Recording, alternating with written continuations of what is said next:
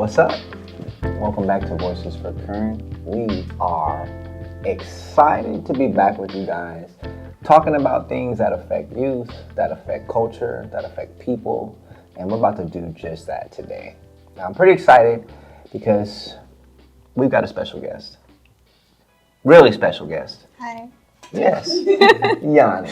And we have two other special guests as well. Now, once again, I'm your boy, Jovon Dangerfield. In the mix, I'm also executive director of Time for Change. And we're just going to have a really good conversation around something that we think is overdue. So let's make this thing happen. Would you like to introduce yourself? My name is Yanni. I'm 18 years old, and I'm an intern here at Time for Change. Yanni's dope. Okay. Hi, my name is Leslie. I'm 22 years old, and I'm a volunteer here at Time for Change. That's awesome. Leslie, you've been a big benefit to the program. Ever since you came, everybody's just talking about how amazing you are. Oh, thanks. You've been serving well. You better pop that collar. Okay. And this next guest, really needs no introduction. I had the pleasure of meeting her some time back, but I think we've just been aware of each other's presence in this city and county for a while. And I'm really happy that we can get her on the podcast. She's amazing. She's a mover, a shaker. She's smart, and she is also the Director of Communications for Kern County Young Democrat Leaders, also known as the Young Dems, Jacqueline Aguilar. Aw, thank you so much for that introduction. I'm blushing. It was good. Yeah, I'm learning from the best, from you. Thank you so much. Yeah, we gotta support each other in any way we can. You know it. Yeah. I'm glad you're here. Someone of your background, Yeah. Can you tell us a little bit about your background, some of the stuff you've been involved in? Yeah, absolutely. Well, thank you so much for having me here today. I'm excited, to kind of share a little bit more of my knowledge and bring more wealth to the table so that we can all collaborate in some way. Yeah. So I've been a part of the Young Democrat Leaders since 2023, which is when we first established. So fairly new and growing in a really quick way as well, which we're incredibly proud of. But given a little bit on my background, I've been involved in politics since about 2020. First started with Eric Arias' city council campaign. So kudos to him, great individual, doing great things in the community. I was also involved in Supervisor Leticia Perez's campaign, so that was exciting. And I'm also helping now the congressional candidate Rudy Salas on his campaign. So actively involved in local campaigns here in Kern County. What does a Director of Communications do? Oh man, at this point, what don't I do? No, that is a very, that question comes with a loaded answer, I will say that. Anything from website development, anything from press releases, crisis communication, anything that happens in the media, talking points if we need to go to public outreach events, or government meetings where we need to make public comments. Wow. That all kind of has to fall through my lap for final review before we send our members out and, just kind of create that presence for YDL overall. It's amazing. Now, you said you got involved in 2020. Yeah, so recently. That year rings a bell for me. That was one heck of a year. What got you into politics? I mean, I think that's what it was. It was the division that was happening not just locally, but nationwide as well in 2020. There was a lot of, social issues going on. We had the Black Lives Matter movement. We also had a really big presidential race going on where it was... that one? Yes. Yeah. The one we all remember. Yeah, I know about that one. Yeah. So there was a lot of things happening as well as, COVID. I was furloughed while also being a full-time college student. And I became actively involved in doing different food distributions and being involved in, I saw the disparities that existed, especially with COVID and the lack of healthcare access that there was, especially for more disadvantaged communities. Yeah. And I think that's what really spoke to me was that, if you really want to get things done, this volunteer work is amazing, but it's really just putting a Band-Aid to the real issue. And I was like, I need to get to the root of that. And that starts at policy level, with legislation. Whew! Come on, Jacqueline. All right. Before we go forward, just for a little foundation, how much are you guys involved, know, or care about politics, each of you respectively? If I'm being honest, I'm not very involved, but there are times in which I do want to do my research and see what people advocate for, like what politicians advocate for and what they want to change. But the part of the reason that I don't is because Hold on, save it, because we're going to go there. So save that part, because this is part of the show. I know you're like, what? Let's save it, trust me, because we're going to really dive in here in a minute. But we're going to let her give us some stats first. All right. So just for foundation, same for you. Question. Oh, I'm not really in any, like, I don't have a clue about politics. Cool. I'm new to Cool. a lot of things. Perfect. Starting ground. So you have something good, save that and keep it because we're going to get there. But we don't want to jump to the end of the show at the beginning. Now, what we're going to do now is have Jacqueline give us some Kern County election data. Yeah. We need to talk about the data from involvement. Hook us up so that we can build a foundation and go from there. Yeah, absolutely. I mean, data is a reflection of everything, you know, so it's one of the big issues and kind of the moving pieces of what we need to determine where the gaps exist moving forward so that we can put more effort into those particular different groups or demographics that we're not targeting or reaching when it comes to voter turnout. I mean, you know, overall in Kern County, there are about over 400,000 registered voters. However, in this election for the primaries in March, only about maybe a little over 44,000 actually showed up to vote. Wow. So very low voter turnout, one of the lowest that we've had overall. And so it's, you know, it's very discouraging. And it's not just, you know, overall with Kern County and the voters, it's also with our youth. I think voters 18 to 25 make up about 15% of registered voters in Kern County, and during... You said 15? Yeah. And so as of March 4th, only 4% of those voters actually came out, you know. And so it's just a matter of identifying the gaps and also remembering, you know, who is missing from the table. And so when we look at those gaps and those low numbers, that's something that is being a driving factor as to determining, you know, making sure that we get the right people elected into those seats, as well as bringing the right representation that I think Kern County has been needing for such a long time. Wow. Now let's talk about voter registration March 4th. Do you have any numbers on that for voter registration on March 4th? So for this previous campaign or the primaries, I think overall there's about 400,000 registered voters in Kern County. And so we significantly saw less than half show up to actually turn in their mail-in ballots or participate in the voting process this year. Yeah. So the same numbers as what Right. you just previously described, Yep. overall low. Overall low, yes. And I think we all know, you know, Latinos make up a majority of the Kern County population. And for some reason, that's still, that demographic in that group is always turning out much lower than anybody else. And so they are a key component when it comes to the voting process, but they're not coming out to vote, which is, you know, a really big gap that we're seeing in elections overall. So now that we got that laid, now it's time. Tell us what you were going to tell us about why not, or whatever the case may be. All right. Part of the reason I don't is because while somebody can advocate and like say that they want this to happen, their actions can sometimes say otherwise. And I've seen that in some politicians. And my dad, he's really big into politics, Mexico and America, and he's always talking about it, pointing it out, and it's just, it always gets to the point where you don't really know where to trust because somebody can say that they want to change this, but their actions can say otherwise. Yeah, absolutely. No, I agree. And why are the dads always, you know, the people that are most involved in politics? That's the same in my household as well. Same thing. My dad's from Michoacan, and he's very actively involved in what's going on, which they're about to elect their first female president, which is going to be pretty exciting. Wow. Yeah. But I think when it comes to, you know, actually seeing a reflection of, you know, what they had said during their campaign, and then being able to see that those words actually or actions actually implemented after, you know, they've been elected, I think that kind of falls back to lack of awareness and education and information.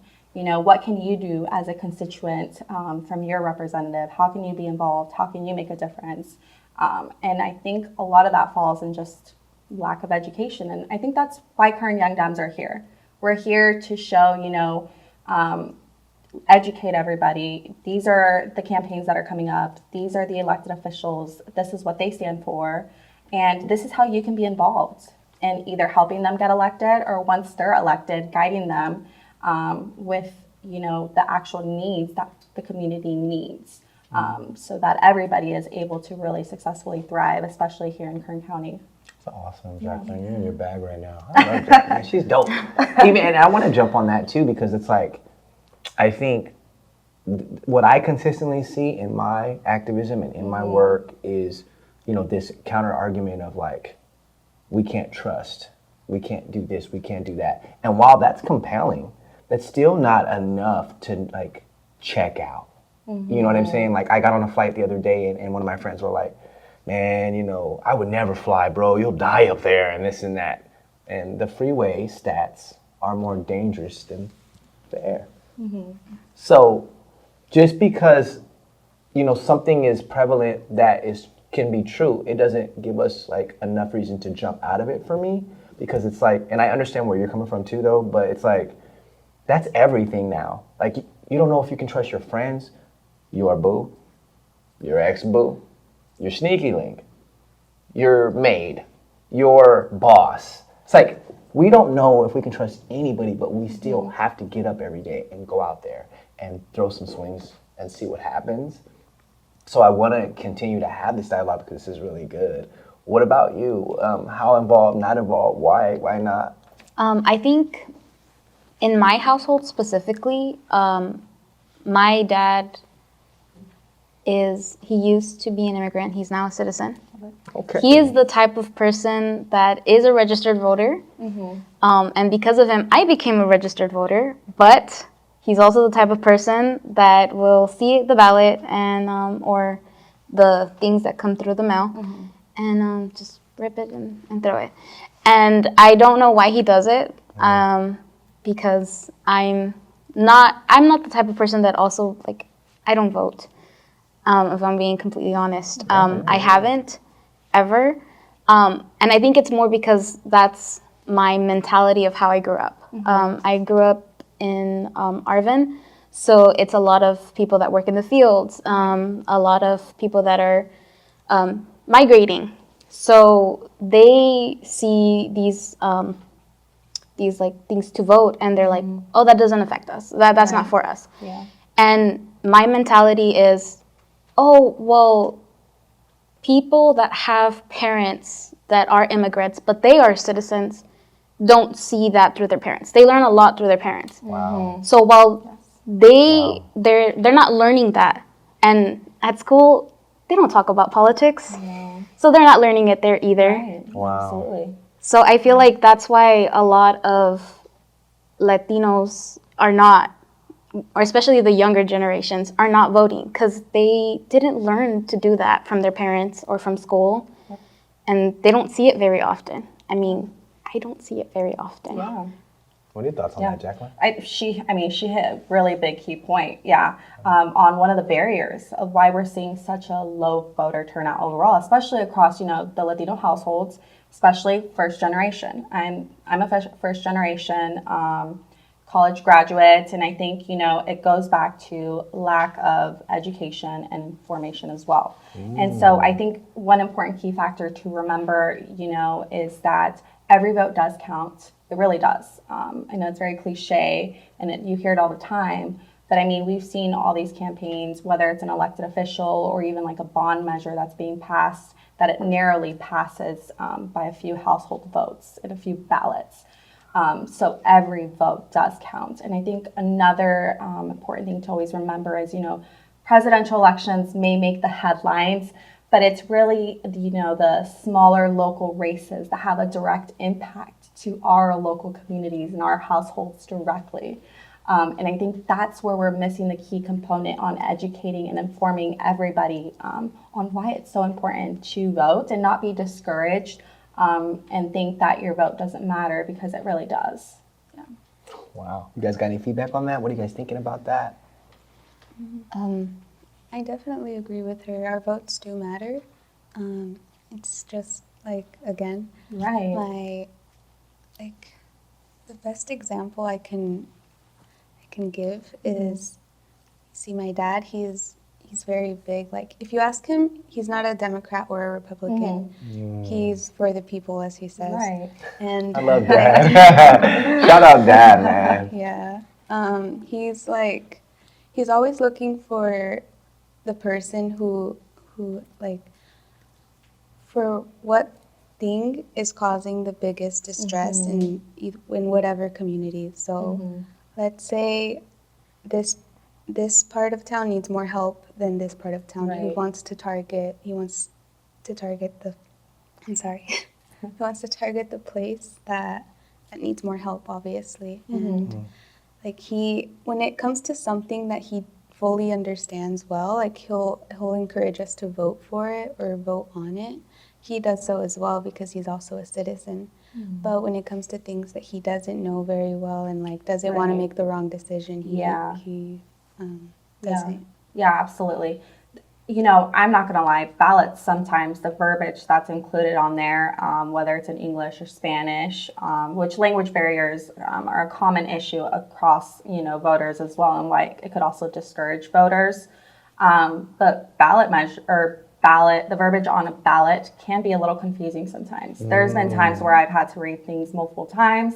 And I think, the Kern County Young Dems, one thing that we're looking into is actually, how do we share information to educate everybody in the community on what voting yes for this measure will do, or what voting no, what is going to be reflected in giving the scenarios. So it breaks everything down and makes it a little bit easier for everybody to understand. Also, let's be honest. America sometimes, which I love, has a little sore loser syndrome. I'm going to take it back to high school. In high school, I wanted to become best dressed. I wanted it so bad. So I had a bunch of cool fits. I only had like 4, but whatever. Yeah. And I rocked those bad boys. And then when it was time to vote in the yearbook, I went around and I was like, vote for me, vote for me, vote for me, vote for me, right? So some cats were voting for me, some weren't. Then I lost. Some guy that was not fitted at all. I was so sad about that. But anyway, I'm having like a whole like counseling experience right now. But I say all that to say, I thought to myself, I'm not going to do that no more. I'm not going to be a part of that anymore. And I take that contrast to modern American culture, where if you participate in one election and your guy doesn't win, it's like, I have watched dudes that were older than me be like, see, I'm done forever. I'm out. I participated, my guy didn't win, my measure didn't get passed, and we get so mad that we forget that our life is a marathon and that we have to run this marathon. If it wasn't for people like Jacqueline, myself, and many others, you guys, Time for Change, understanding that this is not a 6-month thing, 2-day thing. This is a lifetime thing. And I think sometimes we get disillusioned because we don't get our way. What do you guys all think about that? No, I think you're right. I mean, I think a good reminder is that a lot of the times, when you vote on a ballot in 2024, you really probably won't see the effects of what those decisions are going to look like until way later into the year. I think that's a really big reminder. It's not something that's going to happen, following the next month in December of 2024. Those changes take time. As well as, the influence that the new leaders are going to have as well. That's all something it takes time to go through. And so you won't see that reflection immediately, but you will see it over time, which I think for me, it's kind of funny. I think when I vote, I don't always think about myself. I think about, the decision that I'm making today, what impact is that going to have on the future? Wow, this is deep stuff. You know what we need to do? We need to go take a commercial break. Then we're going to come back and we're going to dive into this a little bit more while we got Jacqueline around here. You are with Time for Change, the Voice of a Current podcast. We'll be right back.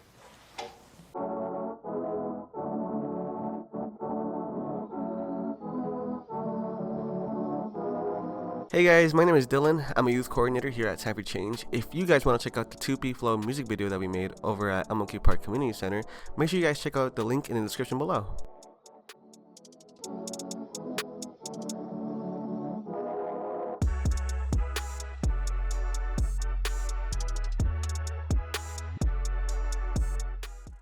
Welcome back to Voices for KERN. You're still in the building with Time for Change. You just saw a great commercial right now about what we do. We make our own commercials. We film our own stuff. We're like one-stop shop. So for more information, continue to check us out on this YouTube channel. Subscribe. Don't be like that. Rock out with us. Now, in case you weren't here for the first go-around, we were here talking to Jacqueline Aguilar from Young Dems. She's been putting on information, and we got Leslie and Yanni in here talking about some real stuff concerning Gen Z. So far, so good. So let's jump right back into it. You guys good? Yeah. Okay. What are you guys hearing from other youth or other family members, not even like parents? I know we went that generational route. Let's take it peer to peer.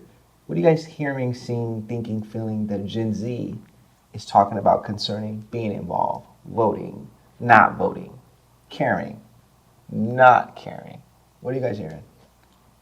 Honestly, sorry. Yeah, no, you guys are cool.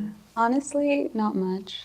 I feel like my generation, like I'll hear millennials talk about it or generations like older than me, but when the topic of politics comes up in my generation, it's either considered boring or like, yeah. Wow, that's such an honest answer. Yeah, what about you? For me, it's a little different. I do know a lot of friends and like classmates that talk about the problems and what their opinions are on those problems, but they never do anything about Girl, it. They you don't. just set a bar right now. They don't vote. Where's my water? Cheers. I don't have anything. But I do question them. I'm like, well, if you have these concerns, you know, what are you doing? And their answer is always like, nothing. Like, it may not affect me or it doesn't affect me now. But I'm like, but that doesn't mean it's not going to affect you later. Woo. I'm about to cry. Oh. Zach, what are you thinking about this? No, I mean, that is a common issue that we see. It's the discouragement of, well, why does it matter? I don't see anything being done. That's a common pattern that we see, especially when it comes to lack of engagement. And I think it's important to remember, you know, that especially when it comes here locally, you're having that seat at the table, having, you know, participating in community events, community outreach meetings, voting. That all has a direct impact on public safety, on infrastructure, parks and recreation, everything that really, education as well. Wow. So I think that's a really big reminder for those individuals, you know, who might feel in a sense that their participation doesn't matter when it really does. It's amazing. Thank you for that. Now, back to what you guys are saying here. Is it safe to say at this moment that Gen Z could be the most opinionated but the least involved? Yeah, Yes. for sure. What do you think? Talk to me. Because similar to Leslie, like I'll have people tell me that like all the things that they see as problematic, but I hardly ever see a person that actually has the motivation to do something about it and actually like have passion for it, I guess. Like, yeah, they'll complain about it and they'll argue, but it's rare when you see someone in Gen Z that actually wants to do something about it and does it. Right. Yeah. I agree. There's a lot of, I know my generation is always like talking. They're always talking. And I get it. Express yourself. You know, talk about your opinions. Yeah. But what are you going to do about it? How are you going to make a difference? You know, you say that it's not affecting you now, but it is going to, and then you're not doing anything. And then when it gets to then, you're just going to complain about how, oh, I could have done something, but I didn't do it. That's awesome. You want to touch on that? Yeah. Lack of awareness and just being able to also lack of resources is a really big thing too, and the community support is a really critical condition, a component. And I think that's something that commonly happens is you identify, issues, but you're not really sure how to go about it with addressing it or fixing it, or what you can do to make a difference. And it's really important. I think it's commonly overlooked that there are a lot of different opportunities in which you can become involved to actually be a stepping stone and making a difference, whether it's in the community or in your school. And so I think that's why there's organizations like ours that are around to bring those resources and that support to the community, so that others can get involved and want to make a difference as well. And we're there guiding them on how to do that. I love this. Now, this conversation's getting hot. I want to say this right now. You can't vote on Instagram. You can't vote on TikTok. So I know you went on that 20-minute rant, my friend, and that rant may have got some views. But after that, it's dead in the water. Yeah. Why do we, and this is for all of us, because I'm a millennial, and you guys are Gen Z, and you are? I'm a Gen Z as well. Yeah, I'm 24. Go, girl. Hey. Look, and getting involved. What a doggone example. But anyway, why do you think so many people are so eager to think that social media without real actionable movement, actionable items, actually doing it, is the way to go? And this is from Gen Z because I don't understand it. I think it's because it makes them feel heard, but That's good. and it's kind of involves psychology. When you feel like people support you and agree with you, you feel sort of empowered. But at that point, putting it on social media and just talking about it without it just becomes empty words. Bars. About you? I think it's probably because it gets the word out there faster. And I think that even though they're saying it and they're not doing it, their hopes is that once the audience hears it, they'll be the ones to take action. But to me, it's kind of empty, because if you're not going to do it yourself, why are you trying to... Not that you shouldn't try to get other people to take action, but if you're going to set an example, you should do it yourself. I love that, yeah. Snap. Yeah, lead by example. I think that's something that I know we constantly advocate, and that's why we always think it's important to have the right representation of what's reflected of the community, which realistically for Kern County, we haven't had that. And so that's why we want to change things. And, the youth participation is such a big component to that. And we need to make more efforts so that everybody stays engaged and participates as well. And social media, I think for so long, has a negative narrative sometimes, but we're trying to switch that and use the benefits of it and use that to actually help us target and educate the youth, which for so long hasn't had their seat at the table. So we want to make sure that everybody's included and that all voices are heard and supported, not just on social media, but actually at the city council campaigns, at community outreach events, and all these meetings that are going to have a direct impact on our daily lives. Come on, let's take it even further then. When you talk about voting, most people are like, president, governor.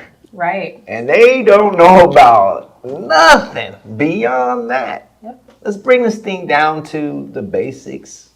Local government. Is it important? Does it matter? What do you think? Yeah, absolutely. Local government, I think, is very important. It's often overlooked, and it's so unfortunate because those are the seats that have the most direct impact to our daily lives, like I mentioned earlier. And it doesn't just start at City Council or your Kern County Board of Supervisors. It is on your school boards as well. It's also the measures, public funding, public safety, infrastructure. So all of those different things that are included in the ballot, but sometimes, everybody only looks at the really large races that are happening statewide or nationwide, but they overlook the most important ones that impact them directly. which is so unfortunate, but we need to do a better job at advocating for that and educating everybody so that everyone's aware of what their voice and their impact on that ballot will have. Not just for them, I mean, but for the future kids as well. Yeah. Thoughts? Feedback? Good stuff, man. Yeah, I completely agree with her. People should pay more attention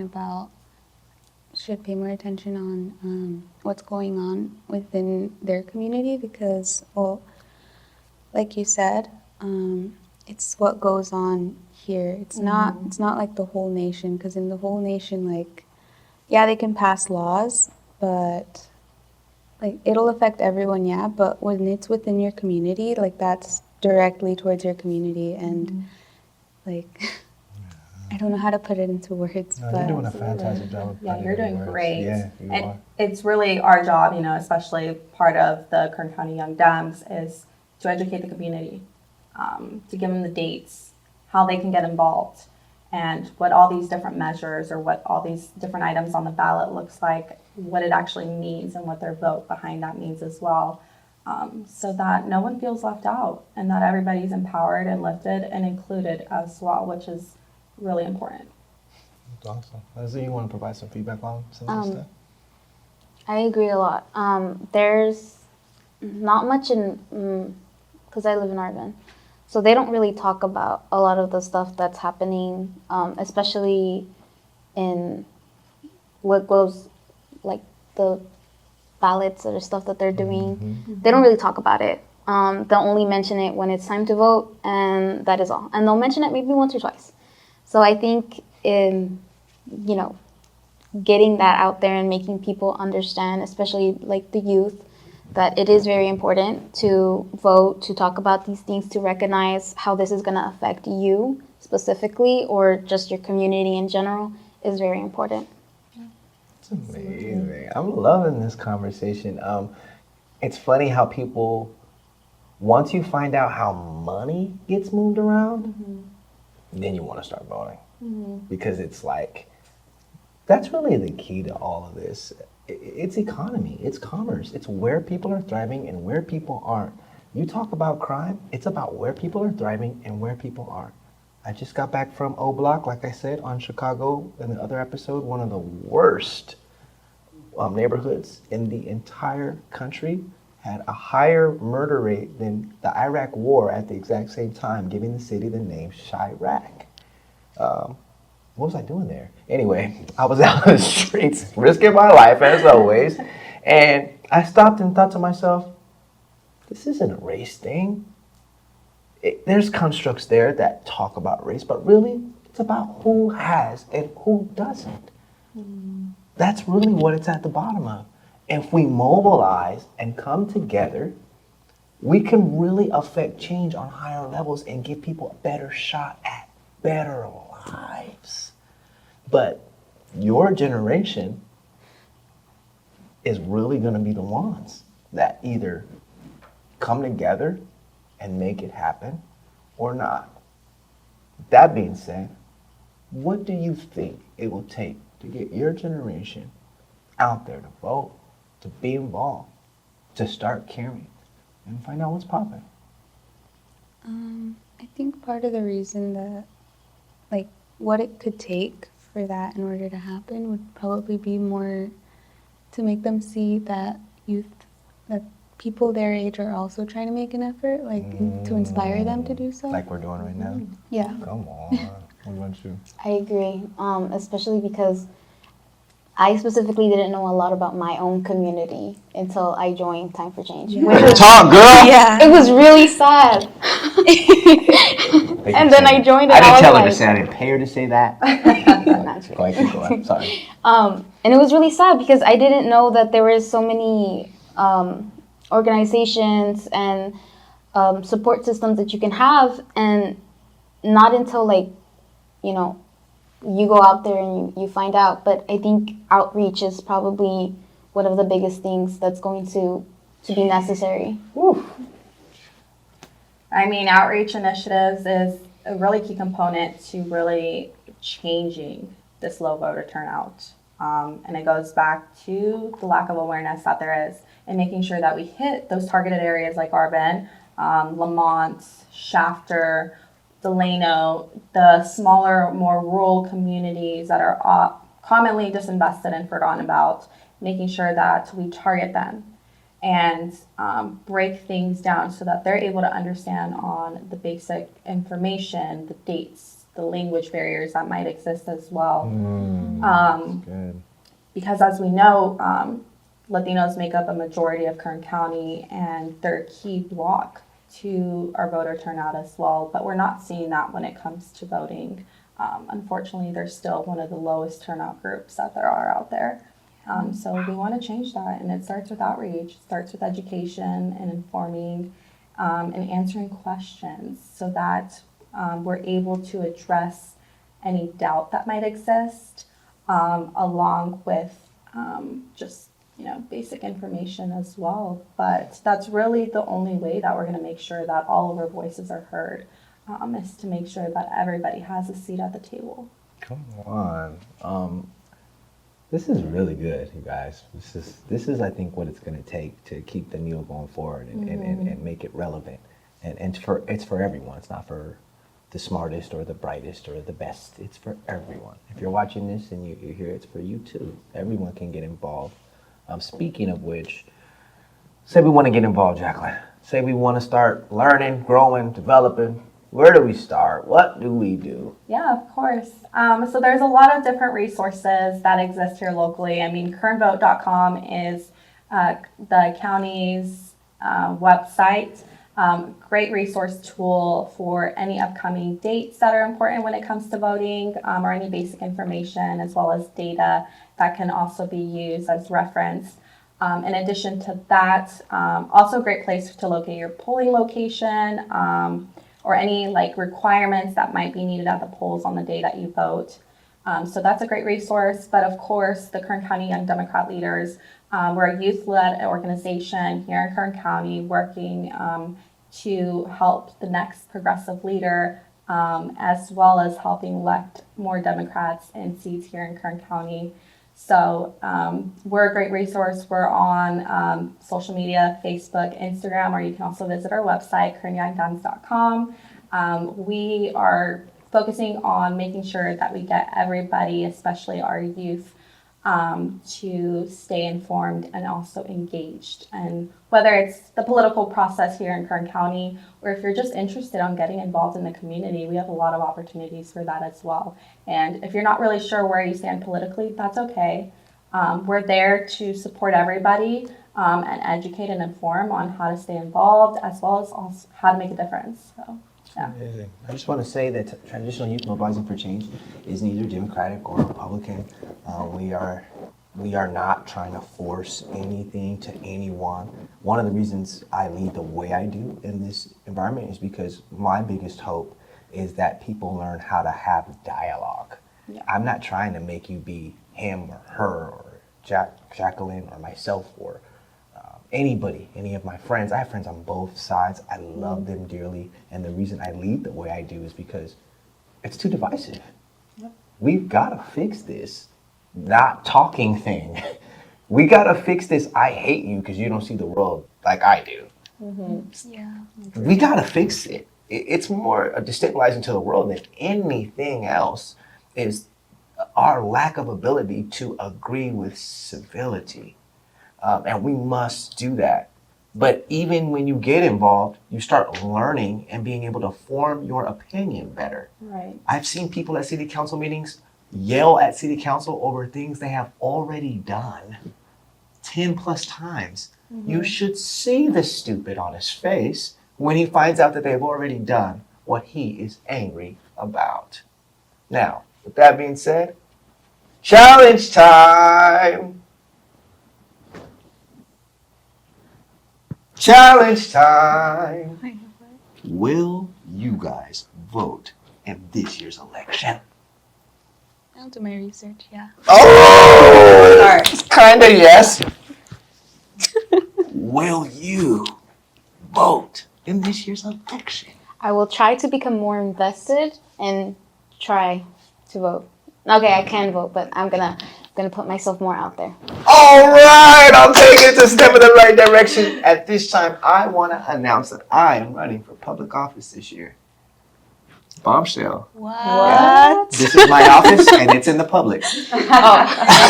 That's it. You just rocked with Voices for KERN podcast on Time for Change. We appreciate you for taking the time to hang out with us. I want to thank our special guest, Jacqueline Aguilar. Thanks for having me. You were amazing. Leslie, amazing. Yanni, amazing. And I'm the coach of Jovon Dangerfield. Bless you.